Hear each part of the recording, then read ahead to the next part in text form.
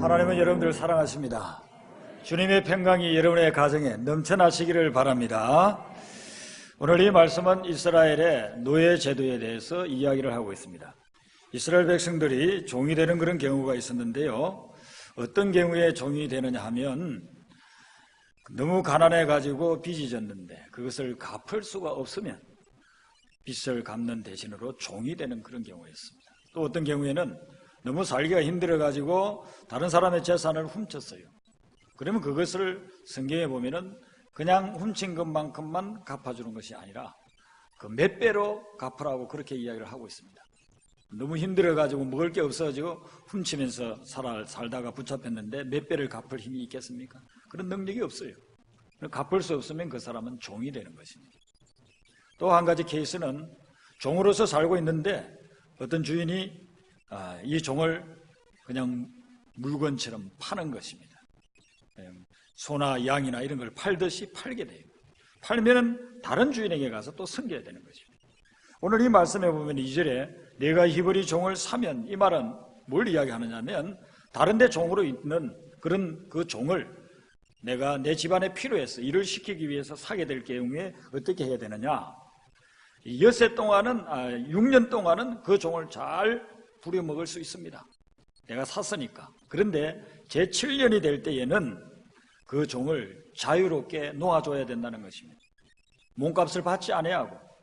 그래서 이스라엘 백성들은 이 종을 사게 되면은 이걸 평생 부려먹겠다 생각하고 그 가치에 맞게끔 종을 사는 것이 아니고 앞으로 6년 동안 이 종을 부려먹는다. 그리고 7년째는 놓아줘야 되기 때문에 그걸 계산해 가지고 쉽게 말하면 평생 부려먹을 그런 종이라고 한다면 많이 받을 것을 6년 동안만 부려먹을 종이기 때문에 적게 바꿔서 산다는 것이죠. 이걸 하나님이 만들어 놓은 그런 법입니다. 이스라엘 주변에 고대 근동에 있는 다른 나라들은 이런 법이 없었어요. 로마도 종을 그렇게 두고서 하는 제도들이 있었고 이집트에도 있었고 주변의 바벨론에도 종들을 부리는 경우가 다 많았습니다. 그런데 그들의 법하고 이 하나님이 주신 이 유대인들이 가지고 있는 율법하고는 달랐어요. 그들은 한번 종이 되면 죽을 때까지 부려먹는 거예요. 그리고 자기가 팔 때까지 부려먹는 것입니다. 중간에 무슨 안식년이 있다 해가지고 봐주고 그들에게 자유를 주고 그러지를 않습니다.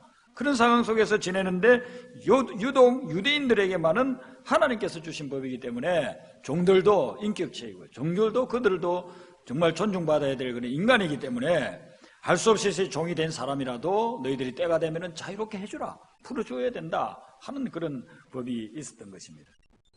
그런데 이제 문제는 언제 일어나느냐 하면은 6년 동안 열심히 일을 하다가 7년째 돼가지고 자유함을 누리게 됐어요. 그런데 자유함을 누리는데 처음에 그 집에 팔려올 때에 혼자 왔다고 한다면 그냥 혼자 자유를 누리면 간단합니다. 또 부부지간에 어려워서 종이 되어가지고 그 집에 왔다고 한다면은 그러면 6년이 지나고 난 후에 그냥 그 집에서 떠나면 됩니다. 자유의 몸이 됩니다. 근데 문제는 뭐냐면요, 처음에 올 때는 혼자 왔어요. 총각으로 왔어요. 그런데 열심히 종의 일을 하다 보니까 주인의 마음에 들었어요. 주인이 그 종이 너무 외로운 것 같으니까 또 여종을 소개시켜 주는 겁니다. 그리고 결혼을 시켜줬어요. 그 사이에 애도 한둘이 태어났습니다. 그런데 6년이 되었네요.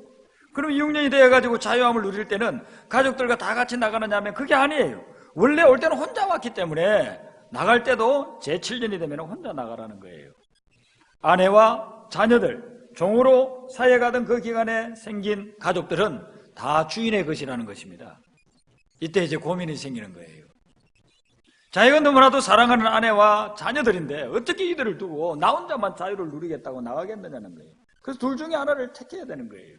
나 혼자 그냥 자유다. 이제는 나는 더 이상 주인의 눈치 볼 필요도 없고 주인이 지시하는 거 그렇게 내가 따라갈 필요도 없는 것이고 귀찮게 그렇게 종으로서의 삶을 살아갈 필요가 없다. 그래서 이제는 나는 자유의 몸이다 하고서 혼자 자유함을 누리든지 아니면 그동안에 생긴 내 아내와 아들, 딸들을 위해 가지고 이제 자유함을 누리기를 내가 포기하고 그리고서는 영원히 이제 죽을 때까지 그 주인 밑에서 종으로 살아갈 건가?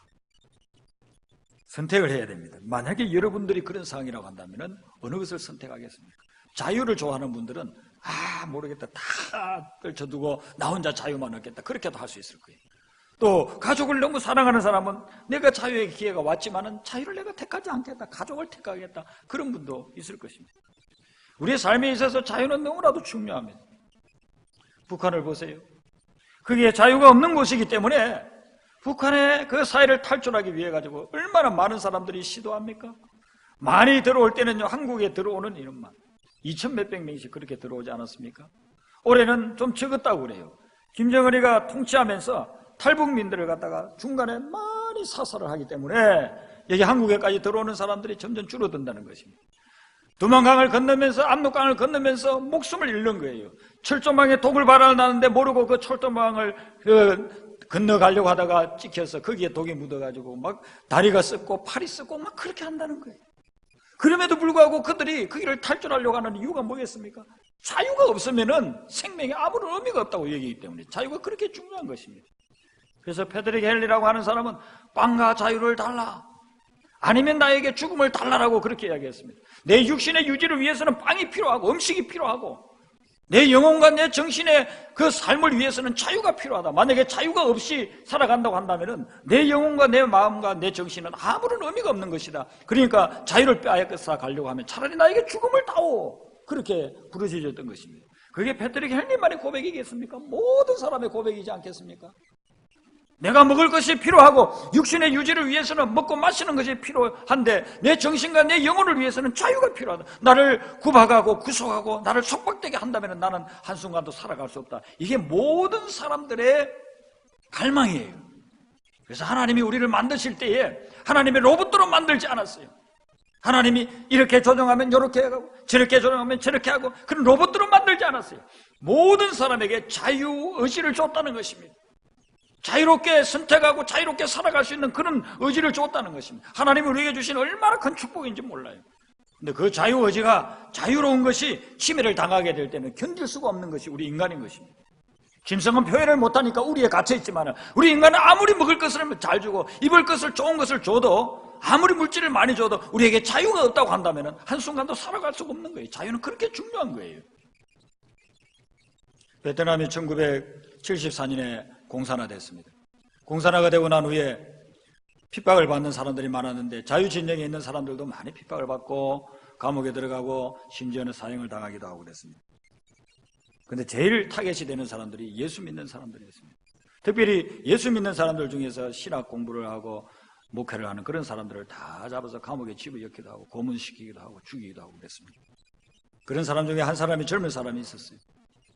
신학을 강구하고 목회를 하는데 공산화가 되어버렸네요. 그래서 공산당들에게 끌려가가지고 얻어맞기도 하고 또 풀어줬다가 또 무슨 기분이 안 좋으면 또 잡아가서 두들겨 패고 도저히 살 수가 없는 거예요. 그래서 어머니에게 언어를 하고, 어머니, 나는 여기서 도저히 살 수가 없습니다. 나는 여기를 탈출해야 되겠습니다. 어머니가 생각해도 아들이 그렇게 하는 게 낫겠다 싶어요. 가난한 집안이지만은 어머니 결혼 반지 있는 그것을 빼가지고 아들에게 주는 거예요. 네가 가다가 혹시라도 굶어 죽을 그런 상황이면 이거 팔아서라도 네가 뭘 연명을 하라고 그렇게 했습니다. 정글지대를 지나고 온갖 고난과 역경을 다 겪으면서 국경지대로 갔습니다. 국경지대로 건너갈 때는 혹시 거기에서 군인에게 잡히면은 안 된다 싶어가지고서는 자들갱우를 대비해가지고 그 금가락지를 삼켰습니다. 삼키고서는, 그리고서는 국경을 지났습니다. 그리고 이제 지나서 어디까지 왔느냐면 태국의 난민촌에까지 왔습니다. 태국 난민촌에서 갇혀 있는데 미국에 있는 기독교 기관에서 그 베트남의 기독교 지도자가 그 난민촌에 머무른다는 것을 듣게 되었습니다. 그래서 사람들을 보내가지고 그분이 미국으로 들어올 수 있게끔 그렇게 했습니다. 그래서 난민촌에서 그냥 거기에서 희망 없이 살아가던 분이 미국으로 오게 되었습니다. 미국으로 와보니까 얼마나 자유롭습니까? 베트남과 비교할 수 없는 자유가 있습니다. 너무너무 자유로운 거예요. 그래서 이제 조금 정착하는 기간을 거쳐가지고 내가 여기에서 미국까지 왔으니까, 하나님이 나를 미국까지 보내줬으니까 여기 유학을 해서 앞으로 베트남이 열리게 되면 가서 거기에 복음을 또 전해야 되겠다. 그렇게 해서 그분이 신학을 공부하러 왔습니다. 제가 지금으로부터 22년 전에 여기 가면 클레어몬트라는 곳에 거기에 공부를 하러 유학을 왔습니다. 1991년도입니다. 공부를 하러 갔더니만은 그분이 거기 와 있는 거예요. 베트남 목사님입니다. 장학금은 미국의 기독교 기관에서 주지만 생활비는 자기가 해야 되는 거예요. 그래서 이분이 이발 기술을 배워가지고 이발을 해줍니다. 자기 기숙사 그 아파트에서 이발을 하는 거예요. 학교에서도 묵인을 해주는 거예요. 아르바이트 하라고. 그래서 제가 늘 가지는 않았지만은 어떤 경우에는 한국 이발관에 가기도 하고 어떤 경우에는 그분에게 갑니다. 그분에게 가가지고 이발을 하면은 이발하면 한 30분은 이야기를 하게 되잖아요. 그 제가 뭐 영어를 아주 잘한 것도 아니고 또 그분도 영어를 잘하는 것도 아니고 근데 기본적인 영어 가지고 의사소통 될 만한 기본적인 영어 가지고 이야기를 나누는 거예요. 자기는 여기 와가지고 자유로워서 너무너무 좋다는 거예요. 그런데 자기에게 고민이 있다는 겁니다. 베트남에 두고 온 가족들이 너무너무 보고 싶다는 거예요. 혼자서 나와가지고 미국 와가지고 다른 베트남 여인을 만나가지고 결혼해서 가정도 이루었어요. 그런데도요 그 어머니가 너무 보고 싶대요. 자기 가족들이 너무 보고 싶대요. 그 사랑했던 사람들이 잊을 수가 없다는 거예요. 자기는 자유를 얻어서 너무너무 좋은데 이 자유가 때로는 의미가 없어진다는 거예요. 사랑했던 그 가족들이 너무너무 보고 싶어가지고 그러면서 언제나 열리게 될까? 언제나 내가 고국에 가서 우리 어머니를 만날 수 있을까? 그런 이야기를 하더라고요. 그때는 정말 베트남에 희망이 없었어요. 그래서 저는 뭐 비전을 보고 미래를 본 것이 아니라 그냥 위로하기 위해서 그랬어요. 목사님 걱정하지 마세요. 언젠가는 베트남에 자유의 문이 열릴 것입니다. 그때는 돌아가서 어머님도 만나 뵐 수 있을 것입니다. 그리고 저는 공부하고 한 2, 3년 공부하다가 그 학교를 떠났어요. 그분도 다른 데가. 그 이후로는 만나지를 못했습니다. 근데 제가 한국에 가서 목회를 하면서 선교지를 방문하게 됐는데 가고 싶은 곳 중에 하나가 베트남이었어요. 그래서 교회를 개척하고 6, 7년이 지나고 나서 베트남에 저희 동료 목사님들 몇 분하고 갔습니다. 그분 때문에 저는 베트남을 생각하면서 간 거예요. 베트남에 가면서 제가 이렇게 기도했어요. 비행기를 타고 가면서 하나님께서 저를 선교사로 쓰시기를 원한다면 특별히 베트남에 선교하러 오기를 원하신다면 제가 여기에 며칠 동안 여행하는 동안에 저에게 콜링을 주세요. 하나님이 부르면 저는 베트남에 선교사로 오겠습니다. 그리고서는 여행을 했는데 하나님이 그런 콜링을 부르지는 않았어요. 그래서 저는 다시 한국으로 들어왔고 목회를 계속했습니다. 지금 그분이 어디 있는지는 모르지만 제가 베트남이라는 이야기를 들으면 항상 그분과 나누었던 대화가 기억이 나는 거예요. 공산화된 베트남에서 머무를 수가 없어서 그 사랑하는 어머니를 두고 그리고서는 국경을 향해서 정글지대를 통과해서 그리고 죽음의 고비를 수도 없이 넘기면서 자유를 얻었어. 미국까지 왔을 때 세계에서 가장 자유로운 나라 중에 하나인 미국까지 와서 자유를 누리면서도 그 자유를 누리는 그것만으로 끝나지를 못하고 계속해서 사랑하는 사람들, 그 보고 싶은 사람들 때문에 눈물 짓고 괴로워하고 힘들어하는 그런 모습이었다는 것입니다. 우리에게 자유가 너무나도 중요하고 그 자유를 얻었음에도 불구하고 그 자유를 누리는 순간에 우리에게 도전해 오는 것은 뭐냐면은 우리의 삶 속에 사랑하는 어떤 대상, 나만 누리는 자유가 아닌 사랑하는 사람과의 그런 관계 속에서 그들과의 관계가 끊어진다고 한다면 내가 누리는 이 자유가 진짜 자유인가 고민하게 된다는 것입니다. 갈라디아서 5장 13절에서는 사도 바울이 그렇게 이야기를 하고 있습니다. 형제들아 너희가 자유를 위하여 부르심을 입었으라. 우리가 자유를 위해서 부르심을 입었어요. 죄에서 자유함을 누리는 겁니다. 사탄의 권세에서 자유함을 누리는 것입니다. 그걸 위해서 예수님이 십자가에 돌아가셨고 예수 그리스도의 십자가의 보혈의 능력에 의지하여서 우리는 자유함을 얻는 것입니다. 예수를 믿는 순간부터 우리는 죄에서 자유함을 누리는 것입니다. 우리가 자유를 위하여 부르심을 입었다 이거죠. 그래서 여러분들이 오늘 여기에 있는 것입니다. 죄에서 자유함을 얻고 악의 권세에서 자유함을 얻고 이렇게 우리가 예배를 드리는 것입니다. 이렇게 자유함을 얻었는데 그 다음에 계속해서 사도 바울은 뭐라고 이야기하느냐 하면 그러나 그 자유로 육체의 기회를 삼지 말라. 육체의 기회는 뭐냐 하면 내 욕심, 내 욕망을 쫓아서 나아가는 것을 이야기하는 것입니다. 누가복음 15장에 보면은 탕자의 비유가 나옵니다. 탕자는요 모든 것이 넉넉했어요. 아버지도 계시고 어머니도 계시고 형님도 있고 주변의 친구들도 있고 물질적으로 너무나도 넉넉해요. 그런데 그 마음속에 갈망 속에 뭐 있느냐 하면요 좀 자유롭게 내 마음대로 살고 싶다 하는 거예요. 아침에 일어나면 아버지 간섭 받아야 되고 형 눈치 봐야 되고 뭐 가족들에게 이렇게 저렇게 간섭 받는 게 너무 싫은 거예요. 내 마음대로 내가 좀 살고 싶다고 생각합니다. 그래서 아버지께 부탁을 하는 거예요. 아버지 돌아가시면 어차피 저에게 유산을 주실 거 아닙니까? 그거 미리 주세요. 아버지 살아계실 때 얼마나 그렇게 이야기하는 것이 부러움막심하겠습니까? 간청하고 또 간청합니다. 아버지가 견디다 못해서 주는 거예요. 그거 가지고서 집을 나서면서 휘바람을 부는 것입니다. 야, 이제 나는 자유로워져. 나는 아버지 눈치 볼 필요도 없고 형 눈치 볼 필요도 없고 주변 사람들 뭐 이런 거 저런 거 눈치 볼 필요 없고 나는 나의 마음대로 이제 살아갈 수 있게 됐다고 생각했습니다. 그리고 자기가 원하는 대로 마음대로 살았어요.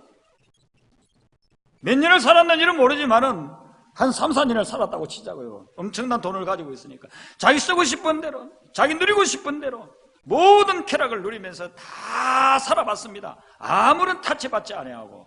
근데 그 결과는 어떻게 됐습니까? 정말 그에게 진정한 자유와 기쁨이 왔습니까? 아니에요. 가지고 있는 돈이 떨어지니까 아무도 그를 갖다 반겨주지 않습니다. 나중에는 돼지가 먹는 돼지 그 찌꺼기 음식도 못 얻어 먹을 수 있는 그런 상황에 처해져 버리는 거예요.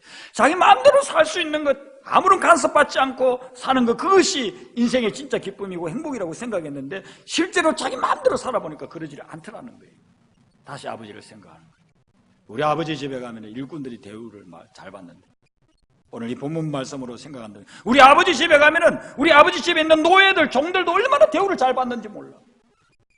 내가 차라리 아버지 집에 가가지고 아버지 집에 있는 노예나 종들처럼 그렇게 먹을 거 실컷 먹고 따뜻한 방에서 자고 그리고 낮에 열심히 일하고 그렇게라도 하자. 그래서 다시 아버지께로 돌아오지 않습니까? 돌아왔을 때 아버지가 그래 너는 종이다.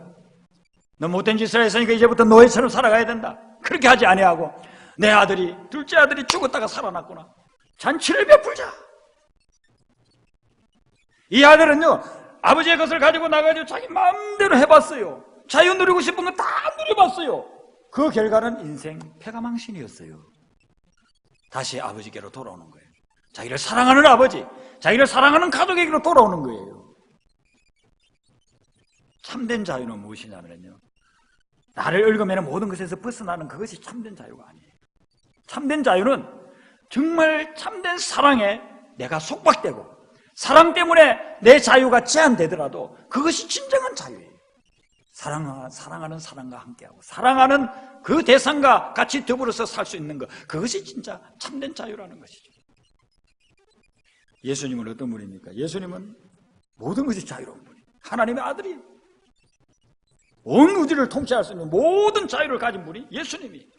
근데 예수님이 그런 자유를 여러분들을 너무 사랑해서 여러분들을 우리 한 사람 한 사람을 죄에서 구원하기 위해서 그 자유를 다 포기하고 이 땅에 오셨는데 육신을 입고 종의 행체를 가지고 모든 자유가 제한돼 버렸어요. 그리고 마지막에는 십자가 지면서 수치와 모멸을 당하면서 이 땅에서의 생명이 끊어질 때까지 사랑을 위해서 자유를 포기했던 분이 예수님이에요. 예수님이 사랑을 위해서 여러분들 한 분 한 분을 지극히 사랑했기 때문에 죄의 권세에서 벗어나게 하기 위해서 악한 영의 권세에서 벗어나게 하기 위해서 모든 자유를 포기하고 사랑을 위해서 결단하고 이 땅에 오셨기 때문에 그리고 십자가 지셨기 때문에 오늘날 우리가 이렇게 죄에서 자유함을 얻어서 하나님을 예배하고 하늘의 평안을 누리고 천국을 누리는 삶을 살 수가 있게 되었다는 것이죠. 예수님이 자유를 포기하지 않았다고 한다면 우리에게는 그런 구원의 길이 열리지를 않았을 것입니다. 그런데 오늘 이 말씀을 통해서 하나님께서 우리에게 도전해 주는 것입니다. 모든 것에서 다 벗어나는 그것만이 자유가 아니고 그것만이 진짜 행복이 아니라는 것입니다. 어떤 가정에는 보면은요 어머니가 자녀를 위해서 정말 희생하는 그런 경우가 참 많이 있습니다. 여러분들도 읽어보았는지 모르겠습니다만 메디슨 카운티 달이라는 그런 소설이 있습니다. 그 글을 읽어보면은요, 그 메디슨 카운티라고 하는 곳이 뭐 미국의 아주 시골 동네, 시골 동네. 근데 그곳에 시집을 가가지고 농사 지으면서 사는 여자분이 있었어요. 남편하고 안 맞는 거예요. 전혀 행복하지 않은 거예요. 결혼해가지고 애 낳고 키우지만은 전혀 삶의 의욕도 없고 행복도 하지 않은 그런 삶을 살아가고 있어요. 그 남편이 출장을 갔어요. 비었어요. 그때 어떤 사진 기자가 그 지역에 경치가 좋다고 와가지고 사진을 찍어요. 그러면서 며칠 머무는 동안에 그 집에 와서 음식도 대접받고 또 차를 마시면서 이야기도 하고 이렇게 지낸 거예요. 그러면서 이 여인의 마음속에 무엇이 있느냐 하면, 이 사진기사 같은 사람이면 얼마나 좋을까. 너무 자상하게 나를 대해주고. 그래서 둘이 서로 마음이 또 통했어요. 그랬는데 그 사진기사는 우리가 새로운 삶을 시작합시다. 당신은 당신 남편에게 만족하지 않고 있고 당신의 생활에 대해서 너무나도 힘들어하고 있는데 왜 그런 삶을 갖다가 계속해서 해야 되느냐고. 우리 다시 한번 시작합시다. 그래서 이제 자기 집으로 멀리 있는 곳으로 같이 가자는 거예요. 남편은 그 사실을 모르고 있고 가족들도 모르고 있고 이 여자 한 사람이 결정하면 자기는 새로운 삶을 살아갈 수 있는 거예요. 지긋지긋한 그 삶에서 벗어날 수도 있는 거예요. 그런데 그러지를 않습니다. 죽을 때까지 그 시골 마을 그 집에서 살아요. 죽고 난 후에 유품을 정리하면서 아들과 딸, 자녀들이 알게 됩니다. 어머니가 자기들을 너무너무 사랑해서 정도 없이 사랑도 없이 아무런 희망도 없이 살아가는 그 남편하고 헤어지지 아니하고 자기들 때문에 그 집에서 살다가 마지막 죽을 때까지 자기들을 사랑하면서 살아갔다는 거예요. 여러분, 오늘날 우리가 삶을 살아가면서 나 혼자만 생각하면 떨쳐버리고 살 수 있는 그런 기회들이 얼마나 많이 있겠습니까? 그러나 여러분, 정말 사랑을 위해서 여러분의 자유를 구속을 당한다고 한다면 그것은 하나님의 마음이라는 것이죠. 우리는 때때로 생각합니다. 어렵고 힘든 일이 있을 때 이거 다 떨쳐버리고 그냥 나 혼자 훨훨 자유인이 되리라 그렇게 생각하지만 오늘 이 말씀을 통해서 우리에게 도전해 주는 것은 뭐냐면은 그렇게 해서 자유를 누린들 그 자유가 무슨 의미가 있겠느냐. 사랑하는 사람들 다 두고서 와가지고 나 혼자 자유를 누리는데 자유를 누리면서 그 자유가 아니더라는 거예요. 사랑하는 사람들 때문에 계속해서 눈물을 흘리면서 살아가더라는 것입니다. 여러분, 오늘 이 말씀에서 이 종이 결단을 내려야 되는데 결단을 내리기를 내가 처자와 가족들을 사랑하기 때문에 자유하지 않겠습니다 하면 그러면은 주인이 그 사람을 데리고 재판장에게 가요. 요즘으로 치면 여기서는 판사에게 데려가가지고 그리고서는 서약을 하게 합니다. 나는 이제 가족을 위해서 가족과 함께 살기 위해서 평생 자유함을 누리지 않겠습니다. 또 다른 7년이 오더라도 나는 자유를 누리지 않겠습니다. 나는 종으로 살아가겠습니다. 그렇게 이제 서약을 하면은 그러면 그 사람을 데리고 가가지고요 송곳으로 길을 뚫습니다. 문설주에다가 길을 대고 그리고서는 송곳으로 눌러서 길을 뚫습니다. 이 기가 뚫린 사람, 뚫린 길을 가진 사람은 이제 7년이 다가와도 그 다음에 14년이 다가와도 더 이상 자유함을 얻지를 못합니다. 자기 가족 때문에 사랑하는 사람 때문에 죽을 때까지 그 주인 밑에서 종으로 살아간다는 것이죠. 우리 여성분들이 기거리 많이 하잖아요. 그 기거리가 이때부터 시작이 됐어요. 기분 나쁠지 모르지만은 기거리 만드는 것은 좋은 의미에서 시작이 된 게 아닙니다. 이스라엘뿐만 아니고 카르타고라고 하는 곳에서는요 구멍만 뚫는 것이 아니라 거기에 기거리를 하겠습니다. 그래서 기거리를 한 사람은 노예고 다 종들이에요.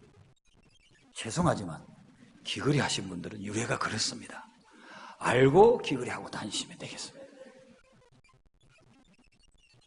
바꿔가지고요. 여러분들 기거리 하셨잖아요. 아름답잖아요. 예, 맨기로 하는 것보다는 아름다우라고 기거리 하잖아요.